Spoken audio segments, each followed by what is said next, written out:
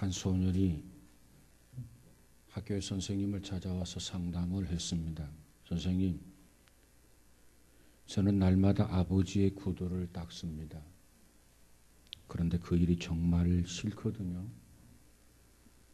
어떤 다른 묘안이 없을까요? 그러자 선생님은 그 말을 듣고 그 소년에게 한 가지 충고를 이렇게 해 주었습니다. 그래, 참으로 좋은 방법이 있단다. 내일부터 그 아버지의 구두를 대통령의 구두로 생각하거라. 그러면 너에게 그와 같은 짜증, 너에게 있는 그 고통이 사라질 것이다. 이렇게 이야기해 줍니다.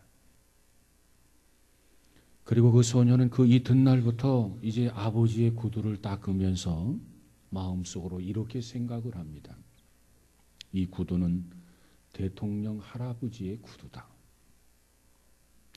대통령의 구두를 닦는다라고 하는 것이 얼마나 영광스러운가. 그러자 그때부터 구두를 닦는 일이 전혀 힘들지 않았습니다. 오히려 그 일이 영광스럽고 그 일이 자랑스럽고 그리고 그 일이 기쁘게 여겨졌다는 것입니다. 그렇습니다. 우리는 무슨 일을 하든지 억지로 하면 고통스럽습니다. 무슨 일이든지 억지로 하면 참으로 힘이 듭니다. 그러나 무슨 일을 하든지 사랑을 가지고 한다면 능률이 오릅니다. 기쁘게 할 수 있습니다. 정말 사랑을 가지고 무언가 열심히 일한다면 그 사랑은 능률을 선물하고 기쁨을 선물하게 될 것입니다. 그런데 가족에 대해서, 그런데 친구에 대해서, 그런데 직장에 대해서 항상 불만을 가지고 있는 사람은 어디에서든지 환영을 받지를 못합니다. 불만이 아니라 애정을 가지고 일하는 사람은 어디에서든지 능력을 인정받습니다. 오늘 본문에 보면 예수님께서 십자가를 지셨습니다. 그리고 사흘 만에 사망을 이기시고 어둠의 문을 활짝 여시고 예수께서 부활을 하셨습니다. 부활하신 예수님께서 갈릴리로 달려가셨습니다. 그리고 그 갈릴리에서 부활하신 예수님이 사랑하는 제자들을 만났습니다. 제자들에게는 참으로 기적적인 사건이었습니다. 제자들은 참으로 꿈 같은 순간이었습니다. 아니, 세상에 어떻게 이런 일이 있을 수 있을까? 아니, 선생님이 분명히 죽었는데, 선생님이 십자가에서 돌아가셨는데 어떻게 이처럼 부활할 수가 있을까? 여러분, 예수님께서는 부활을 하셨습니다. 거짓말 같은 일이 일어났습니다. 예수님의 부활은 역사적 사실입니다. 예수님의 부활은 성경대로 죽으셨고 성경대로 사흘 만에 부활하셨다고 하셨습니다. 이처럼 부활하신 예수님은 갈릴리에서 제자들을 만나게 됩니다. 부활하신 예수님은 이 제자들에게 마지막 세 가지 일을 유언조로 명령을 하십니다. 오늘의 이 말씀은 예수님의 말씀인 동시에 지상에서의 마지막 말씀이시기에 중요한 말씀인 것입니다. 이 부활의 아침에 부활하신 예수 그리스도가 이 시대의 제자들인 저와 여러분에게 주시는 명령입니다. 이 명령 앞에 우리 모두가 다 마음을 모두어서 정말 이 명령 앞에 아멘하고 아멘에 부끄럽지 않는 충성스러운 부활의 증인으로 살아갈 수 있기를 주의 이름으로 축복합니다. 예수님은 갈릴리로 달려가셔서 제자들을 만납니다. 제자들의 눈이 휘둥그레졌습니다. 이거 생시나 꿈이나, 이거 현실이나 망상이나, 현실입니다. 예수님은 분명한 목소리로 오늘 본문에서 그렇게 말씀합니다. 19절에 가서 보니까 너희는 가서 모든 족속으로 제자를 삼아 아버지와 아들과 성령의 이름으로 세례를 주라, 이렇게 말씀을 하십니다. 이 말씀 중에 우리의 관심은 모든 족속이라는 용어입니다.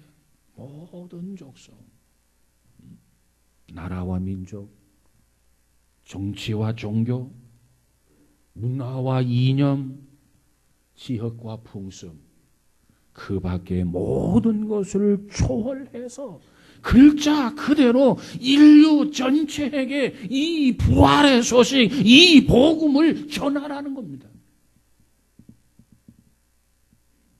예수님이 전하는, 예수님이 말씀하는 복음이 뭐이길래 모든 사람들에게 이 소식을 전하라고 하느냐? 예수님의 복음은 우주적입니다. 예수님의 복음은 성격은 보편적인 성격을 가지고 있습니다. 예수님의 복음은 누구에게나 동등하고 예수님의 복음은 누구에게나 차별이 없는 그러한 복음입니다. 하나님께서 독생자를 땅에 보내셨습니다. 그리고 온 인류의 죄를 몽땅 다 짊어지게 하셨습니다. 그 죄가 너무나도 무겁기에, 그 죄가 너무나도 크기에 주님은 골고다에 올라가시며 쓰러지고 또 쓰러지고 또 쓰러졌습니다. 로마 군병들은 채찍을 들어서 예수님에게 채찍질을 하셨습니다. 그 고통을 참으면서, 그 고통을 인내하면서 예수님께서는 그저 골고다 언덕, 그저 갈보리 산으로 올라가셨습니다. 세례 요한은 이와 같은 모습을 그리면서 보라, 세상 죄를 지고 가는 하나님의 어린 양이로다, 이렇게 말씀하셨습니다. 예수님은 특정한 민족을 위한 죄를 짊어진 것이 아닙니다. 예수님은 특정한 신분에 해당하는 사람의 죄만을 짊어진 그 십자가가 아닙니다. 예수님의 십자가는 온 인류를 위한 십자가였습니다. 어느 민족도 어느 누구도 이 복음에서 제외되는 사람은 없습니다. 그러므로 우리는 모든 장벽을 넘어서, 모든 환경을 초월해서 모든 족속에게 이 복음을 증거해야 할 그러한 제자가 된 것입니다. 사랑하는 여러분, 우리는 주께서 주시는 이 말씀을 겸허하게 받고 이 명령 앞에 순종할 수 있기를 주의 이름으로 축복합니다. 그러려면 내가 충실한 제자가 되어야 됩니다. 내가 충실한 제자가 되고 또 다른 제자를 삼아야 됩니다. 와, 이 명령은 교회의 명령이 아닙니다. 이 명령은 어느 개인의 명령이 아닙니다. 이 명령은 어느 권세자의 명령이 아닙니다. 이 명령은 부활하신 예수 그리스도, 사흘 만에 어둠을 깨치시고 일어나신 예수 그리스도, 그분이 주시는 명령이란 말이에요. 그리스도인이라면, 부활의 신앙을 가졌다면 누구든지 이 명령 앞에 순종해야 합니다. 깊은 산골에서 농사를 짓는 젊은 부부가 있었습니다. 남편은 한 달에 한 번씩 장을 보러 읍내로 떠나가게 됩니다. 그때마다 아내는 3살 된 딸과 둘이 갓진한 그런 아들과 함께 지내야만 했습니다. 그런데 한 번은 아내가 장작더미를 이렇게 드는 순간 그 속에 숨어있던 독사가 나와서 이 아내의 발을 물어버렸습니다. 그러자 아내는 온몸에 독이 퍼져나가는 것을 감지할 수 있었습니다. 남편이 돌아오려면 사흘이 걸립니다. 그동안 이 어린아이들을 돌봐줄 이웃도 없습니다. 저 어린 것들을 굶여 죽일 수야 없지. 아내는 그 몸으로 아궁이에 불을 피우면서 아이들이 먹을 음식을 만들기 시작합니다. 온몸에서 땀이 비오듯 쏟아집니다. 그럼에도 불구하고 그 모성애는 계속해서 불을 지폈습니다. 정신이 점점점 혼미해졌습니다. 그럼에도 불구하고 그 아내는, 그 어머니는 마지막 사랑, 그 자녀에 대한 사랑으로 음식을 열심히 만들었습니다. 몇 시간 후에 자신이 아직도 살아있음을 깨닫고 그는 깜짝 놀랐습니다. 비 오듯 쏟은 땀과 함께 뱀의 독이 흘러나오게 된 것입니다. 만약에 이때 어머니가 그 자리에 주저앉고 신세타령만 했다면 남편은 돌아와서 비참하게 죽은 세 가족의 모습을 발견하게 되었을 것입니다. 포기하지 않았습니다. 저 어린 것들은 살려야 되겠다. 나는 죽어도 좋지만은 사랑하는 딸과 사랑하는 아들은 살려야 되겠다. 정신없이 혼미해져 가는 가운데서도 열심히 저들의 음식을 만들다 보니 온몸에 독이 빠져나가게 된 것입니다. 여러분, 이런 말이 있어요. 미치면 미치고 안 미치면 못 미친다는 말입니다. 미치면 미치고 안 미치면 못 미친다. 우리는 미쳐야 됩니다. 무엇에 미쳐야 됩니까? 예수님의 명령에 미쳐야 됩니다. 예수님의 명령이 무엇입니까? 제자를 삼으라는 거예요. 전도를 하라는 거예요. 이 말씀을 쫓아서 살아간다면 우리의 신앙이 살고 여러분의 가정이 살고 우리 교회가 살고 우리 민족이 살게 될 것입니다. 그런데 힘들다고 주저앉아 버린다면 내 영혼도 죽고 가정도 죽고 교회도 죽고 민족도 죽게 될 것입니다. 결국 쉬운 일은 아니지요. 그러나 해야 합니다. 왜 해야 합니까? 부활하신 주님이 우리에게 말씀하시기 때문에 그렇습니다. 부활하신 주님이 우리에게 명령하시기 때문에 그렇습니다. 여러분, 부활하신 주님이 우리에게 주시는 이 말씀 앞에 우리가 좀 더 신실해지고 우리가 순종하면서 하나님을 영화롭게 해드리는 우리 모두가 되시기를 주의 이름으로 축복합니다. 우리 모두는 예수님의 제자를 만들어내야 합니다. 우리 모두는 예수님의 제자를 만들어내는 그런 공장이 되어야 됩니다. 공장. 예수님의 제자를 해산하는 성도, 해산하는 교회가 된다면 우리 모두가 살고 우리 교회가 살고 하나님께서 기뻐하는 교회가 될 것입니다. 여러분, 오늘 이 부활을 통해서 다시 한번 제자 삼는 일에 앞장설 수 있기를 주의 이름으로 축복합니다. 두 번째로는 세례를 주라는 겁니다. 그러므로 너희는 가서 모든 족속으로 제자를 삼아 아버지와 아들과 성령의 이름으로 세례를 주고 그랬어요.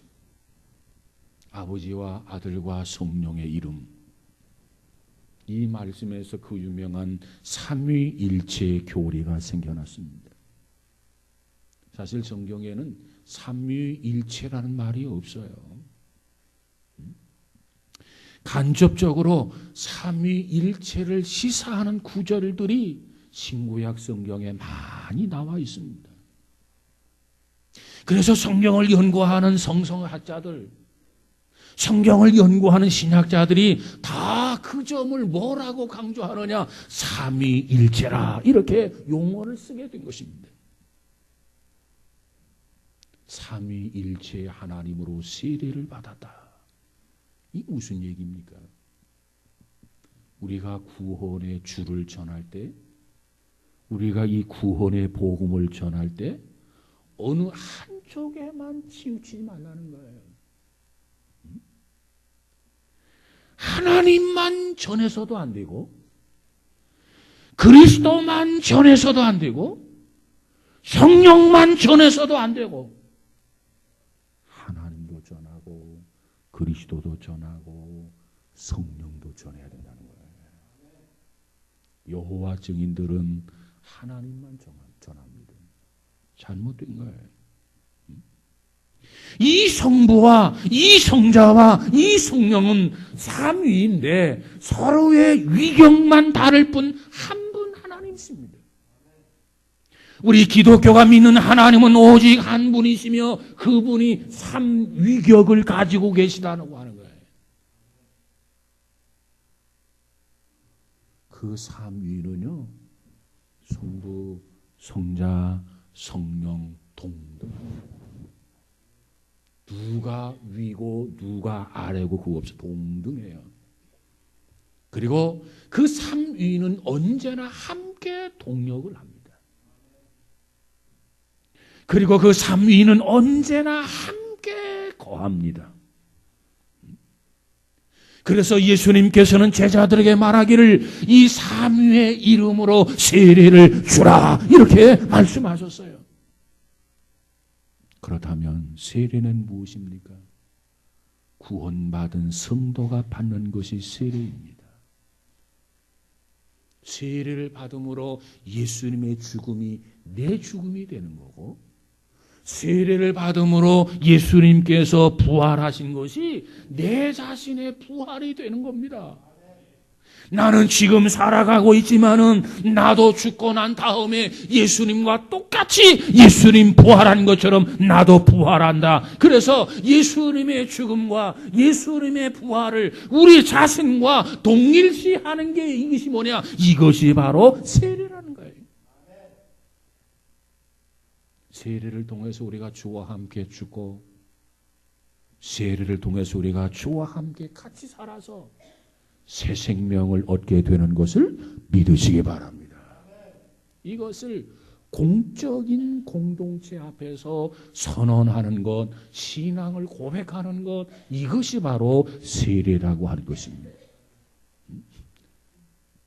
이제 하나님 앞에서, 이제 성도들 앞에서, 이제 만인들 앞에서 하나님께서 나를 위해서 이처럼 사랑하셨고, 예수님이 나를 위해서 이처럼 십자가를 지셨고, 이와 같은 진리를 성령이 나로 하여금 깨우쳐 주셔서 내가 하나님을 믿고 예수를 믿고 성령을 믿었는데 그분이 나를 위해서 죽어주신 것처럼 이제 나는 그분을 위해서 살겠노라.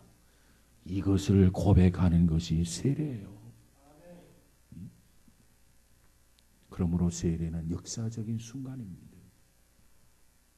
그래서 어느 분은 세례를 뭐라고 하느냐? 영적인 결혼식과 같은 것이다. 이렇게까지 표현을 했어요. 예수님과 한 운명이 되는 거예요.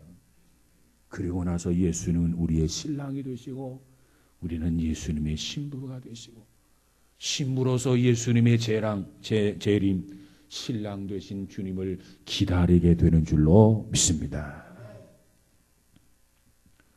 유럽에서의 종교 개혁자 하면 루터와 그리고 즈윙글이라는 사람의 즈윙글이, 이 두 사람 모두가 다 종교 개혁을 추구하는 종교 개혁자입니다. 그런데 문제가 방향이 좀 이렇게 다르다는 거예요. 모두가 다 종교 개혁을 하기 원하는데 종교 개혁에 대해서 모여서 대화를 나누다 보면은 그 방향이 달라가지고 의견이 충돌이 되고 그러다 보니까 얼굴이 붉어진단 말이에요. 서로 감정이 좋지를 않아요. 그러던 어느 날 두 사람이 스위스의 산을 오르고 있었습니다. 근데 두 마리의 염소가 매우 좁은 다리 위에서 서로를 노려보고 있는 모습을 보게 됩니다. 이 두 마리 염소가 좁은 다리 위에 중간에 가지도 못하고 오지도 못하고 두 마리 염소가 서로를 노려보고 있는 거예요.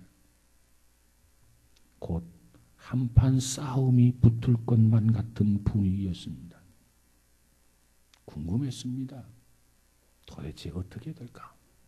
그런데 그 순간 예상하지 못한 일이 생겼습니다. 그 중에 염소 한 마리가 그 다리 위에서 납작 엎드리더라는 거죠. 그러자 다른 염소 한 마리가 그 염소의 등을 밟고서 유유히 다리를 건너다라는 겁니다. 루터와 주인구리는 그 광경을 보면서 큰 충격을 받았어요. 그리고 서로의 손을 내밀고 화해의 악수를 나눴습니다. 아니, 서로 종교개혁의 방향이 달라서 얼굴을 붉히면서 감정도 상했는데, 아니, 두 사람이 어떻게 손을 내밀어서 화해의 악수가 가능했을까? 염소를 통해서 겸손과 양보라고 하는 것을 배운 것입니다. 스스로 낮추는 사람이 사는 사회는 분쟁이 없습니다. 예수 그리스도는 인류의 죄악을 구원하기 위해서, 영혼들을 구원하기 위해서 예수님은 낮추셔서 만을 구유에 오셨어요. 그리고 그분은 우리에게 뭐라고 말합니까? 나는 양의 문이다. 나를 통해서 너희들이 하나님 나라에 가라는 거예요. 너희들은 나를 통해서 천국에 가라는 겁니다. 그러면서 예수님께서 말씀하기를 나는 길이요 진리요 생명이다. 나를 통하지 아니하고는, 나로 말미암지 아니하고는 어느 누구도 하나님 나라에 갈 수가 없다. 이렇게 말씀을 하셨어요. 여러분, 세례받은 사람들은 겸손해야 됩니다. 세례받은 사람들은 낮아져야 됩니다. 세례받은 사람들은 항상 양보해야 합니다. 그래서 화해와 사랑의 공동체를 이루어야 하는 것입니다. 여러분, 우리는 세례를 주어야 돼. 지난 주일에 우리가 성부, 성자, 성령의 이름으로 세례를 주었습니다. 목사의 이름으로 준 게 아닙니다. 교회의 이름으로 준 것이 아닙니다. 국가의 이름으로 준 것이 아닙니다. 삼위일체 하나님 이름으로 세례를 베풀었습니다. 그리고 이 세례는 계속해서 지속되어져야 됩니다. 어떻게 계속할 수 있습니까? 우리가 전도를 해서 많은 사람을 주님 앞으로 인도할 때 세례자가 생기고, 세례를 받을 때 그 사람이 또 다른 제자가 되고, 또 다른 제자가 되어서 또 다르게 가서 전도하고 또 세례를 주고, 이런 것들이 반복적이고 순환적이고 재생산이 이루어져야 된단 말이에요. 언제까지? 주님이 이 땅에 재림하는 그날까지. 세례자는 하늘에서 뚝 떨어지는 게 아닙니다. 여러분이 전도하고 양육한 열매가 세례자예요. 여러분이 열심히 전도해서 그를 위해서 기도했는데 그가 세례를 받는다면 그를 전도한 여러분의 기쁨, 그 기쁨이 곧 하늘의 기쁨이 되는 것입니다. 여러분은 과연 그런 기쁨을 맛보셨습니까? 내가 정말 힘들게 전도했어요. 정말 힘들게 복음을 전했어요. 그가 교회 출석하기 시작했어요. 마치 어린아이처럼 잘 길렀어요. 그런데 모든 공동체 앞에서 하나님의 이름으로 성부와 성자와 성령의 이름으로 세례를 받아요. 여러분 전도한 여러분의 그 기쁨이 하늘이 주시는 기쁨이란 말이에요. 여러분에게 그러한 기쁨이 충만하기를 주의 이름으로 축복합니다. 오늘 부활하신 주님이 우리를 뭐라고 말합니까? 세례를 주라 그랬어요. 전도하는 사람이 있어야 세례를 주지요. 믿겠다는 사람이 있어야 세례를 주지요. 오늘 우리 모두 주님께서 주시는 이 명령 앞에 아멘하고 순종해서 많은 세례자를 하나님 앞에 드려서 별과 같이 빛나는 자 되어지기를 주의 이름으로 축복합니다. 세 번째로는 가르치라고 말합니다. 오늘 20절에 보니까 내가 너희에게 분부한 모든 것을 가르쳐 지키게 하라. 볼지어다 내가 세상 끝날까지 너희와 항상 함께 있으리라 하시니라. 그랬어요. 우리가 열심히 전도를 해요.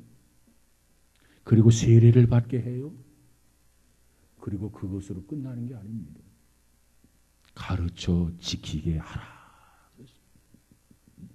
부활하신 예수님께서 뭐라고 말합니까? 얘들아, 너희들은 가가지고 열심히 전도해라. 이 복음을 전하라는 거예요. 모든 족속을 제자로 삼아서 전하라는 거예요. 그리고 그들에게 세례를 주라. 그리고 세례를 준 걸로 끝나는 게 아니라 계속해서 하나님의 말씀을 가르치고 말씀을 가르치고 그리고 그것을 지키게 하라.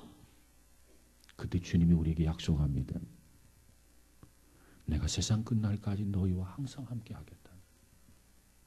전도하는 사람에게, 세례 주는 사람에게, 열심히 가르쳐 지키게 하는 사람에게 주님께서 세상 끝날까지 내가 너와 함께 하마 약속해 주신 겁니다. 아무것도 안 하는 사람에게 하나님이 함께 하실까요?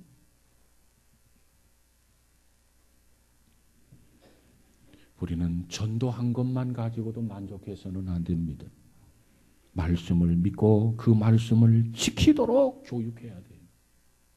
그냥 전도만 해놓으면 그 사람의 신앙이 맹목적 신앙이 됩니다.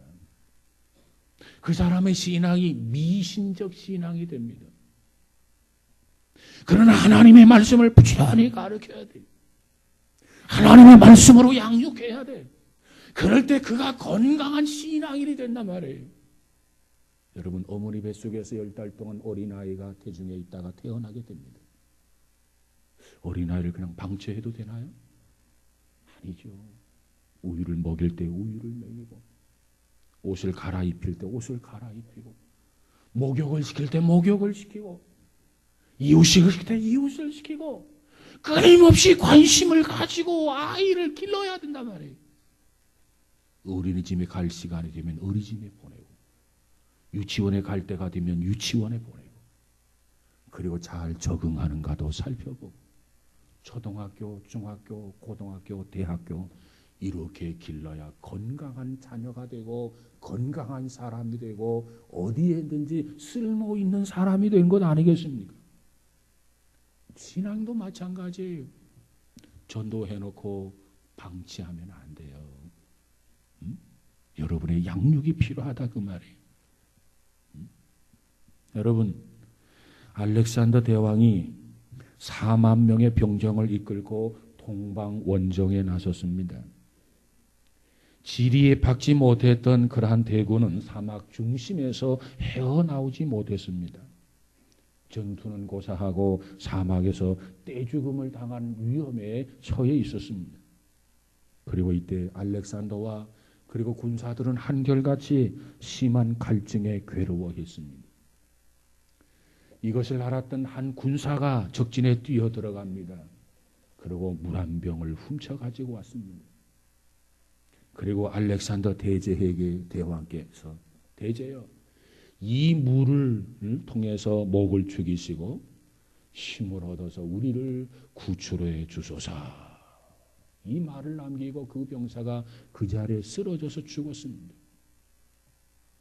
이때 군사들은 알렉산더가 과연 그 한 병의 물을 어떻게 하는가 주시를 했습니다. 그때 알렉산더는 이렇게 말합니다. 내가 이 물을 마시는 것은 내 부하의 피를 마시는 것이다. 그리고 수건에 물을 적셔서 죽은 부하의 몸에 뿌렸습니다. 그리고 군사들을 향해서 외쳤습니다. 우리 모두 이 물을 한 방울씩이라도 나누어 마시자. 그리고 나서 용감하게 싸우자. 이렇게 대제가 외쳤습니다. 군사들은 알렉산더 대제의 후덕에 감동을 받았습니다. 그리고 감동을 잊어버리고 갈증을 잊어버리고 적진에 뛰어들어가서 그 전쟁을 대승으로 이루었다는 것입니다. 그렇습니다. 지도자가 중요합니다. 자기 포지션이 중요합니다. 자기 위치를 지키는 것이 참 중요합니다. 그 역할을 감당하지 못하면 그 한 사람 때문에 많은 사람들이 피해를 본다는 거예요. 우리는 지난 20일 날 참 안타까운 소식을 들었습니다. TV를 보면 볼수록 가슴이 메어집니다. 그 선장이 어쩌면 저렇게 무책임할 수 있을까? 마치 철면피같이 보이지 않습니까? 그 한 사람이 자기 위치를 지키고 자기의 소임을 다했더라면 그 어린 아이들 300여 명의 생명이 이처럼 위태롭지는 않았을 거예요.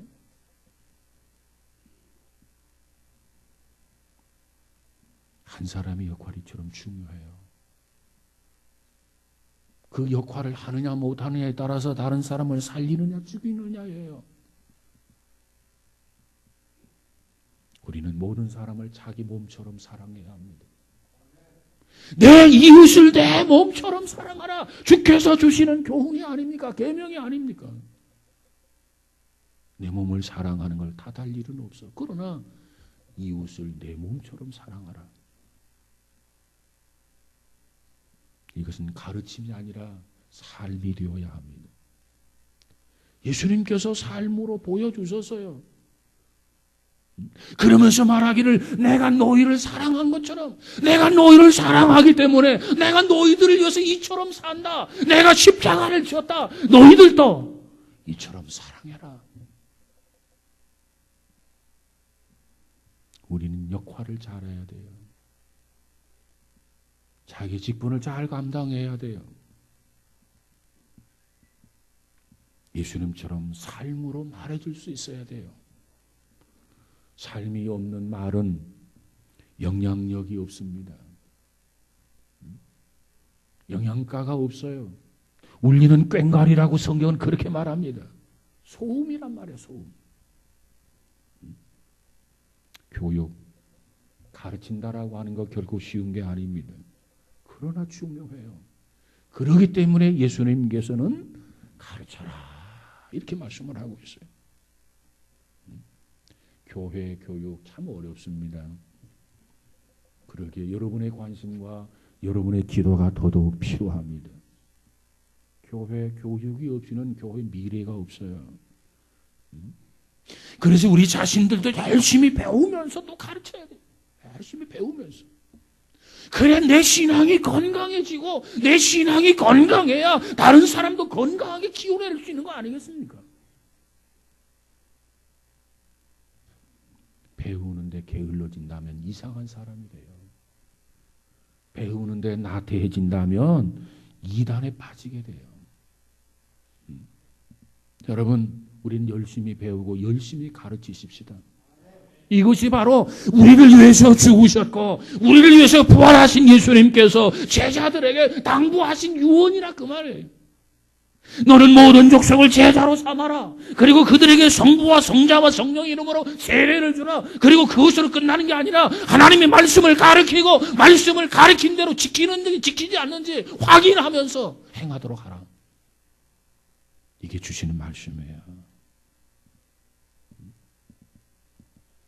중국 속담에 보면 1년을 내다보는 사람은 밀을 심고 10년을 내다보는 사람은 나무를 심지만 100년을 내다보는 사람은 사람을 심는다라는 말이 있어요. 교육은 미래를 보는 것입니다. 주님이 주신 이 명령 잘 감당할 때 주님은 우리에게 말씀해요. 내가 세상 끝날까지 너희와 항상 함께 있으리라. 내가 열심히 복음을 전할 때 주님이 함께 동행해 주실 것입니다. 열심히 세례를 줄 때도 주님이 함께 해 주실 것입니다.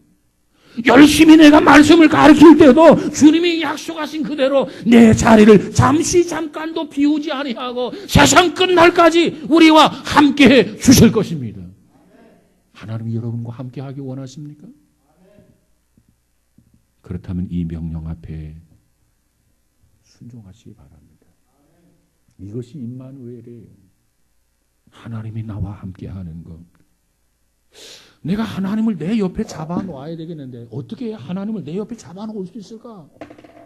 이 말씀대로 행하면 끝날까지 내가 너와 함께 있으나 주님의 약속이란 말이에요. 여러분, 주님이 함께하기 때문에 행복하지 않습니까?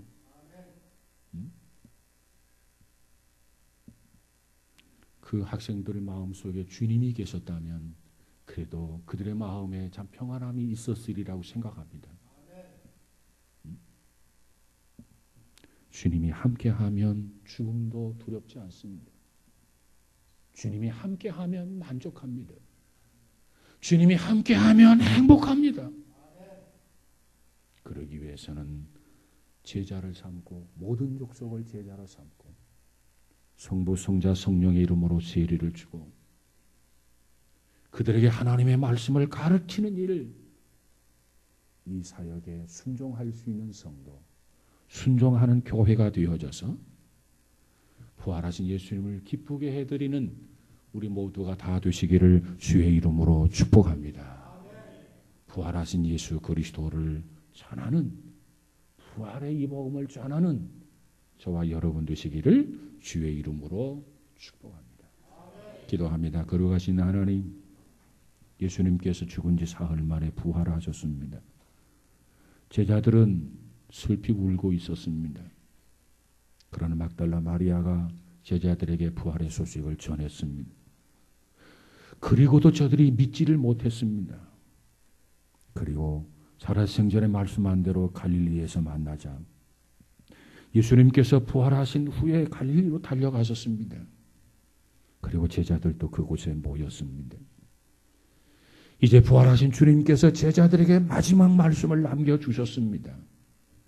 그 말씀은 세 마디였습니다. 모든 족속으로 제자를 삼아라. 그리고 성부와 성자와 성령의 이름으로 세례를 줘라. 그리고 그들에게 하나님의 말씀을 가르쳐서 지키게 하라. 하나님, 우리에게 이 명령을 주셨음을 깨닫게 하시고 이것이 우리의 사명임을 깨닫게 하시고 부활하신 날에 다시 한번 사명을 재확인하는 온 성도들 되어지게 하옵소서. 이 복음을 땅끝까지 증거할 수 있는 귀한 성도들이 다 되어지게 하소서. 저들을 통해서 부활의 열매가 풍성하게 맺어지는 귀한 은혜 허락하여 주옵소서. 예수님 이름으로 기도하옵나이다. 아멘.